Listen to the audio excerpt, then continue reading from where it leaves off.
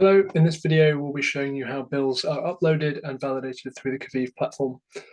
So on this page where we've got bill validation, we have an uploader in the bottom right hand corner. We can either upload via an EDI Tradercoms format or choose our specific supplier Excel file format. When we go down, we're going to do a total gas and power file. I've got a file sitting here ready to go. So all I'm going to do is take that file, drop it in there, and then the upload will commence. Once the uploading is finished, then the system will go through and it will validate the file. What it's doing here is it's creating what we call a ghost bill for every single invoice that's in that file.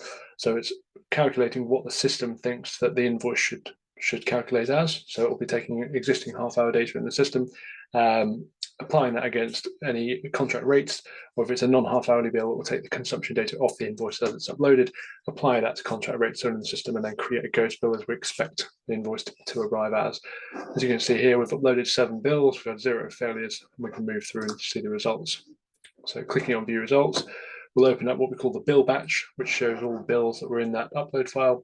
And you can see payment status, all these bills have gone into dispute. It's a demo file, the invoice reference of each, the MPAN that they go against, the period of the bill, total cost, and then we've got upload date, supplier, and a couple of other bits of information. Now we can edit these en masse, or we can go down to look at them in more detail. If we click on the plus symbols, then we'll see the various different issues that have been identified on the bill. So obviously here we've got meter unit reference not found because we've got a demo MPAN in here, and we've got not mapped, which means that we haven't mapped this bill into the system. And if we click on one of the bills in more detail, then you can just see the invoice detail screens that our bill validation team will be using when they see each of the bill lines. So this bill just had one line for day units, 1,000 units, so 10 pence a unit. And then you can see here the validation issues. And again, we can go into more detail there. Any meter reads that are on the bill. If a client's put meter reads into the system, then those reads will be shown here. And then finally, once the decision is made on whether this bill is approved for payment or not, we can drop this detailed piece down here, which gives us the overall detail of the bill, and we can choose a payment status, so we can choose to leave that in dispute, as we can see there. And then also here we can say what the core issue is for the bill. So obviously here the core issue is the fact that the meter was not found and does not exist in the system, but the core issues can be anything from billing, could be an administration problem, consumption multipliers, COT is taking place and it hasn't been reflected on the billing, problem with the top line of the MPANs, missing data, so on and so forth, VAT issues.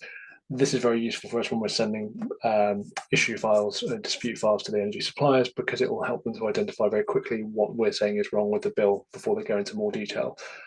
Our team can also make notes on these bills as we move through, so that if there's any explanation that needs to take place, then those notes will come out on the reports as well.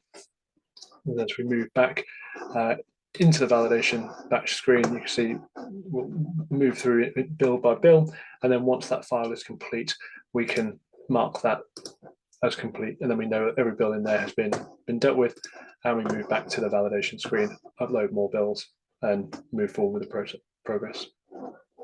Thank you very much.